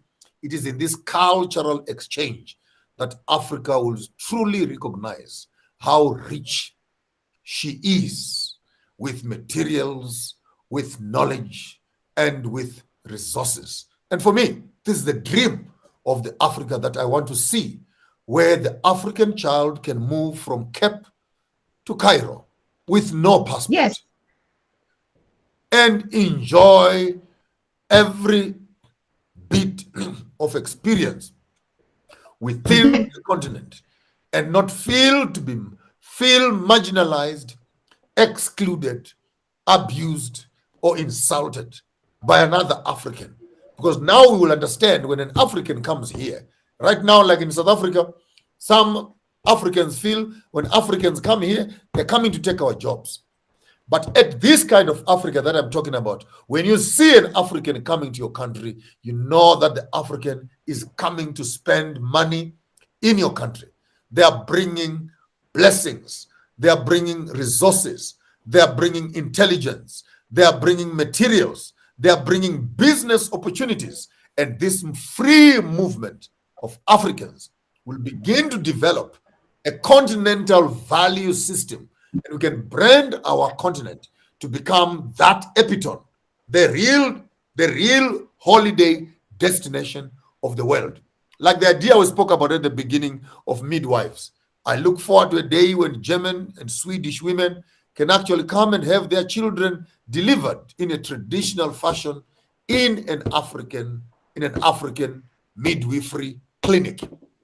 Because to me, that speaks of now our cultural exchange programs, from our medicines to our fashion, as we share with the world what we have, as they also share with us what they have. I call that mutual understanding, global respect, and continental integrity. That for me becomes the African dream, where what do you have, what do we have, what can we share? It's not, we are just not dreaming. Dear family that is watching us, we have a lot of professional nurses inside here. My God, if you look at Cherry, you look at Synovia, you look at all of them, even the men that are here, we have just a lot of I don't know. We've always been blessed, even in our on the way, on the journey through slavery or through colonization. African has always been so perfect to navigate its way. We have been so perfect our way. I heard one of the professors that were here said, even I had to go in my, but we know how to walk in through our bushes. We will still cross to one other through the rivers. Maponga some other time here. When we know our rivers, we know our we would do our bushes and we would connect without driving on the roads, isn't it? The technologies of the past were so interesting. I mean, even in the olden days, when you see chickens fighting, that was our telegram and our cell phone. We knew that visitors are coming. We knew that visitors are coming, and mark my words, it would happen exactly like that. So there are these beautiful sciences that made us intelligent and sensitive to our natural environment, where the most recent of them that I can remember, it is the tsunami, the hurricane that happened in the eastern places there. Is it Japan or somewhere in the east there, where they say that the animals started walking upland a few days, a few weeks earlier. The animals were running away from the sea and going up the mountains, and the human beings were running to the beach. But it looks like the animals could sense that there was a trauma coming, there was a hurricane coming, and they went to higher ground. Now, when an African loses touch with nature, which becomes our compass for life, for there is a time when these bushes were our pharmaceutical clinics. There's a time when these bushes were our agricultural space. There's a time when these bushes were our graveyards and our shrines, our worship temples. But when we lose contact with nature, I think we lose contact with the essence of our beings as Africans, because we are melanated people. We are not Europeans. We are not Chinese. We are not Americans. We are Africans. And one factor that distinguishes us as Africans It is our high sense of spirituality and our connection with nature. Ashe. As a matter of just to break it down, without nature or nourish, I mean, we can never be some other people else. We need our bushes, we need rivers, we need particularly us, we need our animals. They are our animals. We don't zoo them, we don't cage them, we don't walk them to go and say we love animals more than we just leave them free. I grew with cats And and dogs is in it our not, is it compound. not They funny? just go and come when they want. We were Is like it not share funny? space. Is it not funny that colonialism restricts us not to have access to our rivers, not to have access to our forests, not to have access to our mountains? Now there's a white man who owns that land, and he puts a big fence.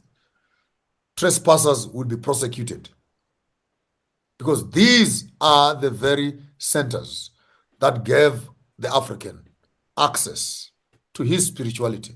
And colonialism also removes, blocks, inhibits the African from having access to these natural resources. We don't need land only for agriculture. We also need it for spirituality. Yes. Sure. Sure. Wow. I mean, why we, if you look at our pre-colonial history, how free we could live. We didn't have to bother even to wear some kind of tight pants and some kind of crazy jacket. We didn't have to bother to whether we eat what, and we were just running around. We didn't even know whether nakedness was what. And today, they say we're nude. When we even they say, oh, we are nude. Oh, we're showing this. And today, when a woman would want to dress the way they want, you see their brothers who start say, oh, you look like a prostitute because you're wearing a short skirt. Oh, and you ask, if we only knew our pre-colonial history, how were we dressing? In Maponga, I saw you in one of your interviews. It's also interesting, very interesting to that you are bringing out that point, because if you on Facebook, for example, if you put a picture of Swazi or Zulu girls, yes, who are in their maiden clothes with bare breasts and etc., you will be blocked on Facebook. They'll block you. But if you post anything that is homosexual or anything that is pornographic, you will survive. Isn't it funny that even the media space that we seem to be working on deliberately decides to segregate and undermine African culture, and they deem it as pornography? But when they publish their own pornography, we must accept it. But our culture cannot be accepted. So we wonder, who is sitting at the control board? Is it some white European pervert who, when he sees breasts, he sees sex? When an African, in the original sense, looks at breasts, he never saw them as sex objects, except that they were used for breastfeeding children. And now women cannot breastfeed in public, but you can eat in public. But a child can't eat in public because breasts will arouse the sexuality of a white man. These kind of cultures, they are subtle. They're very subtle and very perverse in ideology. You would find that even some of these democratic rules they want to instill in African countries, they are simply intended to allow the Europeans and the Americans, when they come into our African countries, that they can abuse young girls, they can abuse young boys and sleep with as many as they are, because the democratic policy of that country will allow them to practice that. It's one of the key factors to writing out and accepting the democratic charter, You must accept the human rights. And once you begin to speak of human rights, it's not human rights according to African culture. It is human rights according to American culture. And what an American is free to do in America, what a European is free to do in Europe, he must come and do it in Africa. On the adverse, what an African is free to do in Africa, he is not allowed to do it in America. He is not allowed to do it in Europe because it is deemed as barbaric, as profane, and promiscuity. Then you understand that this democratic system is a one-sided story, which is to empower, to enforce a colonial culture on the African child, and the African child can never practice his culture in his own country, number one, and in a foreign country. If you are living in town, for example, and you call your relatives together, and you go and collect a goat, and you want to kill a goat and eat it in your house, the SPCA will come and arrest you. Why? You must go and buy the goat at a white man's butchery. Then it has been killed in a civilized way. You tell me, what is a civilized way of killing a goat if it is not cutting its throat? So this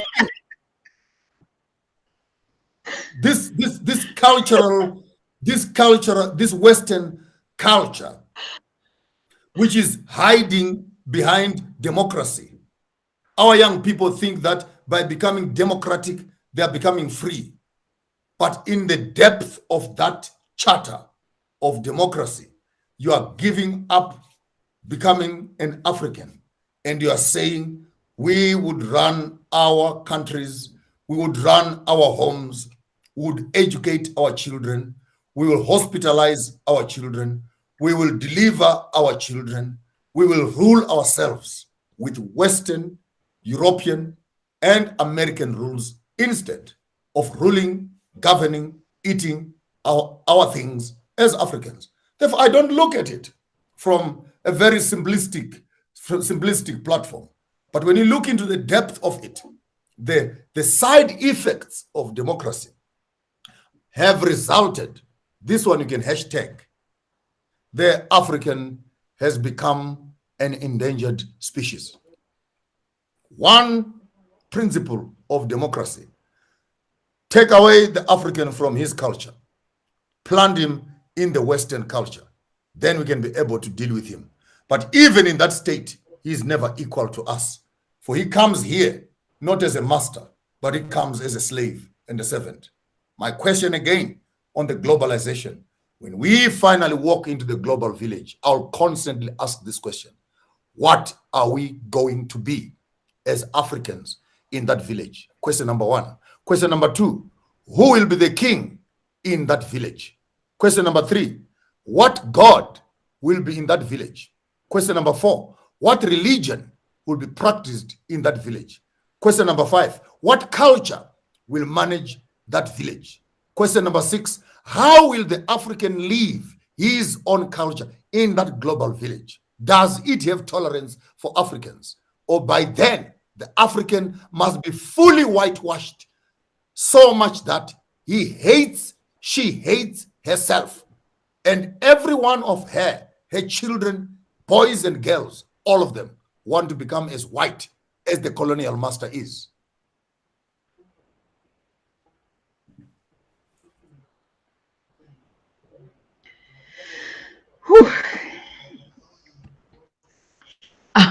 There's no doubt about the fact that we have one thing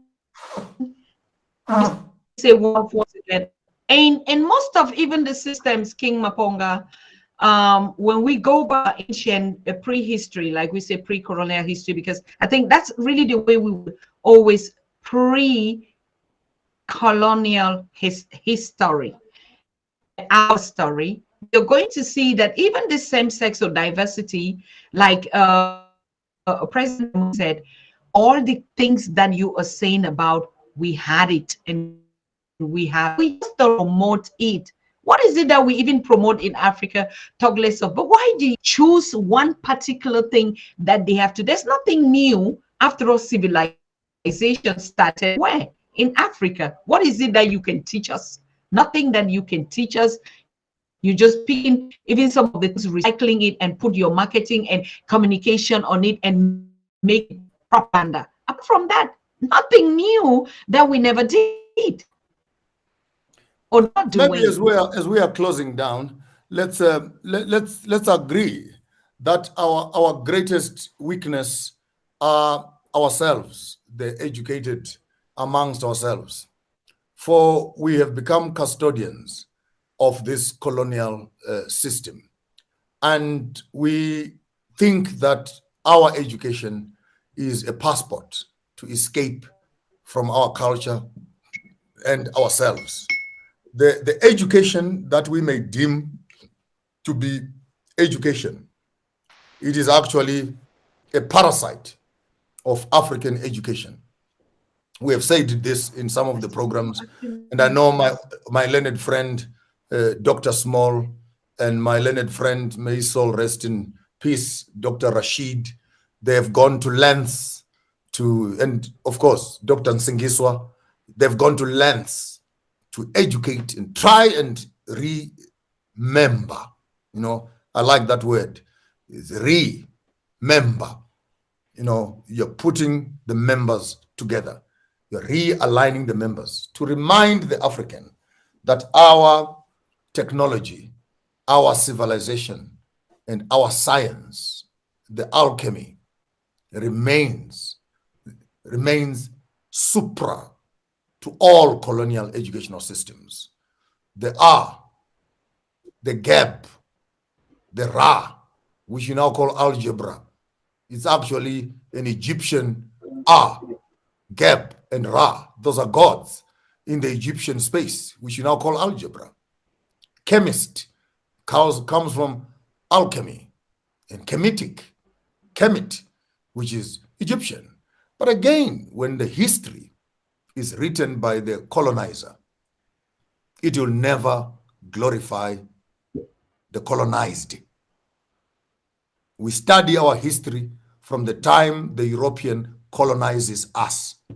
We don't start and study our history from where we begin as a people, from Nelubale to Rinzuri to Embo, the hunters and the gatherers, the Bushmen, the Aborigines, and the Hottentots, the Masons, builders of the Great Pyramids of Giza, Sudan, Nigeria, and Zimbabwe, the farmers and the gatherers.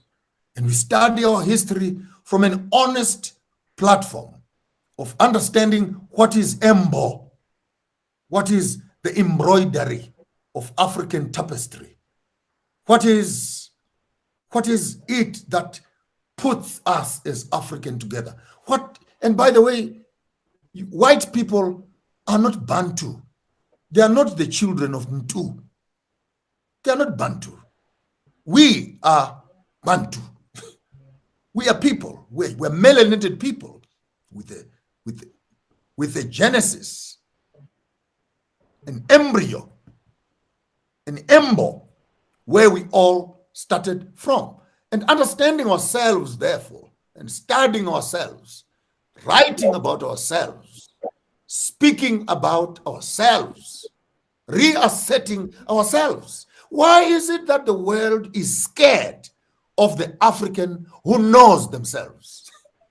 What is it that scares a white man when a black man stands up, a black woman stands up and says, I am black, beautiful, and powerful? What is it that scares the world? Because when an African stands to recognize themselves, they may just tell the European who he is. Who he is. And they have not acted in Buntu. They have not acted as Bantu. Because Umuntu, a person, without Ubuntu, character, is into, a thing. Therefore, we as Africans are Bantu, people, Sinobuntu, which is character. And without character, we become into things. What makes us human is our Untu. In- That when you see a fellow black person, similar melanin like yourself, you say, here is my Okay. brother and here is my sister. And Melon. that puts us together as a nation. Different languages, different dialects, but we are all connected, for we are children of Ntu. For that reason, singabantu, tiri vanhu, vanohunhu, kana tisina hunhu, tiri zvinhu. We pride ourselves as Africans that we are the children of Ntu. Ba Ntu. I thank you. Thank you so much, King Maponga. I mean, the I don't know, the stream is just acting too much on our side. There's some blackouts, there's some coloring, there's some delays, there's some, so it really has not been on the way. It would have been, I think it might have caused some distractions out there, but one thing that I know is you have followed this conversation. My king, please, before you go, is it possible to have you on Saturday on another conversation? When will you be free, Friday or Saturday? Let's try Saturday night. Please, Saturday could be very okay, because yes, we have a special, why I'm saying this, your absence has also, bring a setup on the way forward. So let's just come back on Saturday, rewind most of the things that we are supposed to talk about. Even the farmers of thought, we've not really gone into the series to put particularly the structure. So it will be necessary if we can have you again on Saturday, please, this Saturday. That's very well. That's well. We can actually regroup and refocus on our strategy for farmers of thought and Yes. UKA and AIM.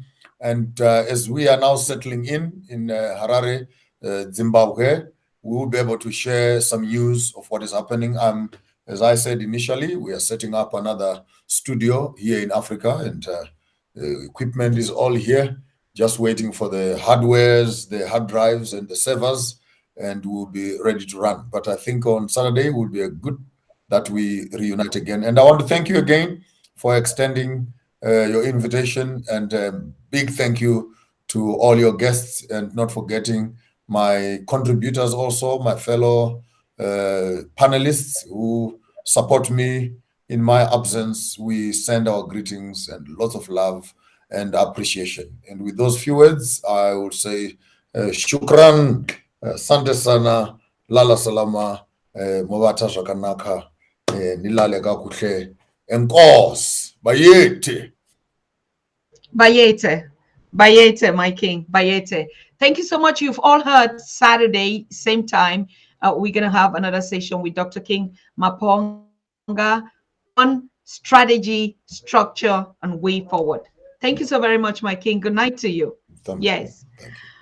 Yeah, I want to thank all you, my family, I mean, there are many of you. Please don't go because King Maponga is not here. I saw 200 and plus watching on only this source and the Facebook. Please don't go. Don't go, because I still have a short announcement to make to us on who is coming tomorrow, who would be here during the weekend. Now we already know that King Maponga is going to be here on Saturday, but who is going to tomorrow?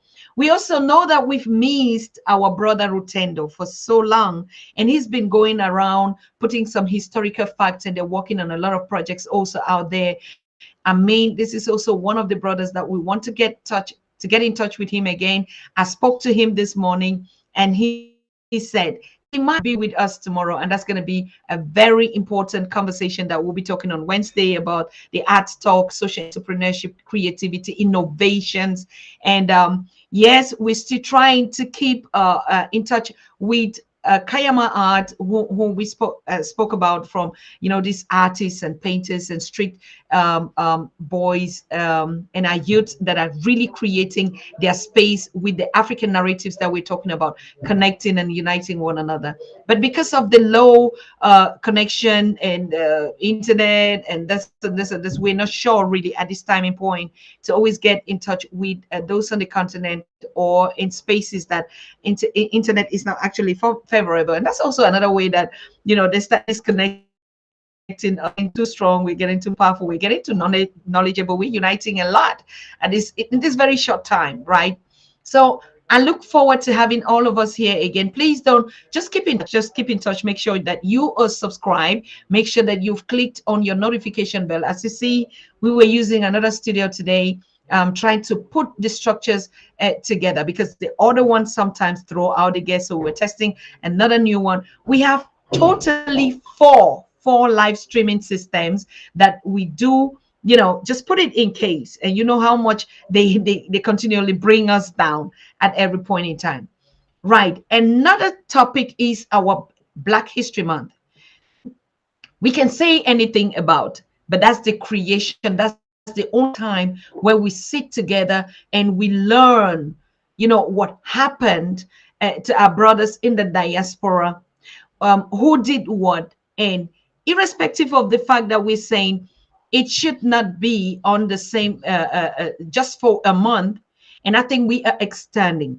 So it's a start and what has always been, but the future is different. So it's going to be a Black History Month, our history, just like we're doing like this every year, 365 days, right? So, but this week or during this month, we would be having Professor Molifi Asante, who actually would be giving us a legacy about Malcolm X, because I think he passed away in this February 24th or what. I still have to check and confirm with Baba Jume, who is actually helping us. Prophet Jume is, I mean, he is really, I mean, a king. He is connecting us to all these professors, these scholars and experts and teachers, those that have not really, we've not had on the Pan-African Daily, and they would be coming to lecture us on this. So please do, oh my God, look at this color, it's so crazy.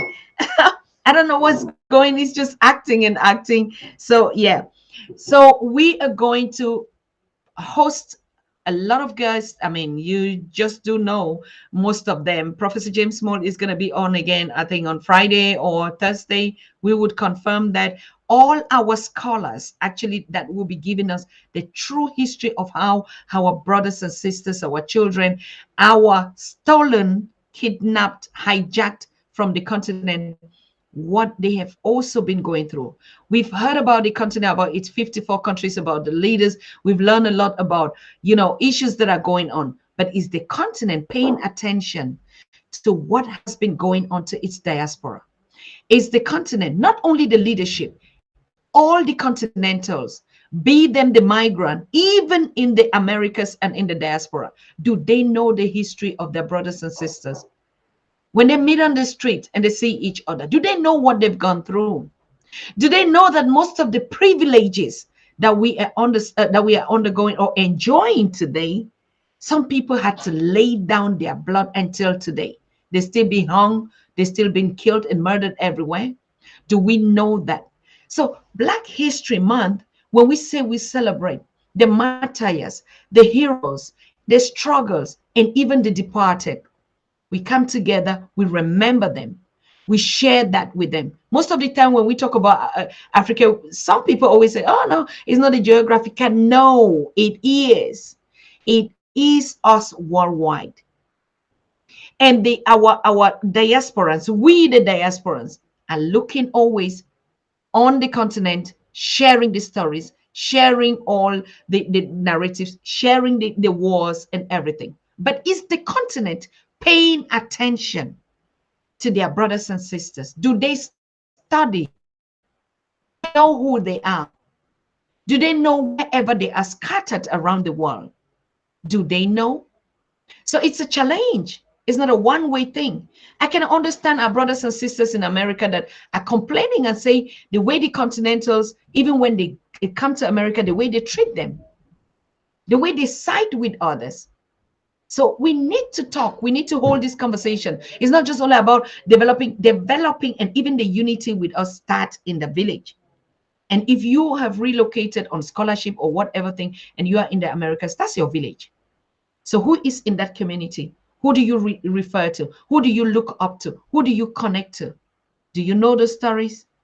Or you just also heard some history? So yes, Black History Month and year in, year out is when we connect in our communities, in our villages and compounds, and learn particularly about the diasporans, what they went through. Most of us know nothing, absolutely nothing, just like we were cut off. It is even on their part that they complain that the narratives, the media, which has always been so biased, have never been showing anything, opening up the doors to the continent for them. Of course, we also do know that we were also cut up from the continent, and we look at them, all the Black Americans, all these are Caribbeans, all these are Jamaicans, these are Haitians, this are this. We never knew that those are our brothers that were taken away from us. And today we call ourselves, we are Africans worldwide. We don't care where you are. So do you want us to call you, this is an African from Ghana?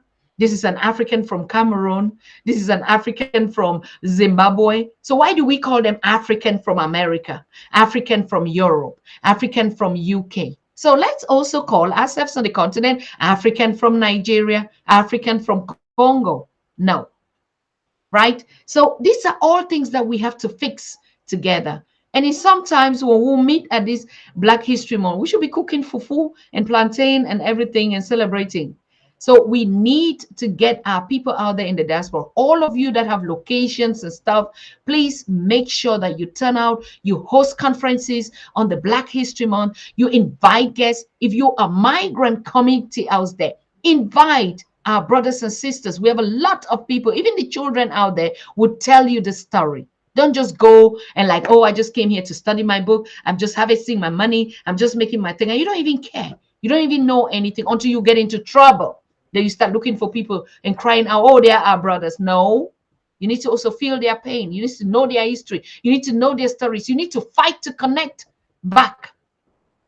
It's a fight for us to unite. I can't pass on the street without seeing my brother and my sister asking, where are you from? And you just talk like, oh, they are Americans. Oh, these are this. No, we are one. So we want to make this year's celebration a remarkable one everywhere that we are. Of course, us in Germany is still not possible because of the lockdown. So also we would have been doing open air and stuff like that. But it's a beginning. The most important thing is the spirit. Okay. So make sure you cook well. Kofi, I'm seeing you, Sinovia and Cheryl. You people should be connecting. You're all there in the States. Let us see you guys meet, drive one day, sit together, you know, and you eat some fufu and some plantains and some whatever. And post us those pictures. We finally met today, right? So yes, we wish you all a pleasant evening. Thank you so very much. We had a very beautiful conversation today with Dr. King Maponga, and we're going to have it again on Saturday. And let's look up for tomorrow if we had Brother Rendo. If not, we're going to be here ourselves and host ourselves. Okay. Thank you so very much. Good night to all of you. And we see ourselves tomorrow. Bye-bye. Cheers.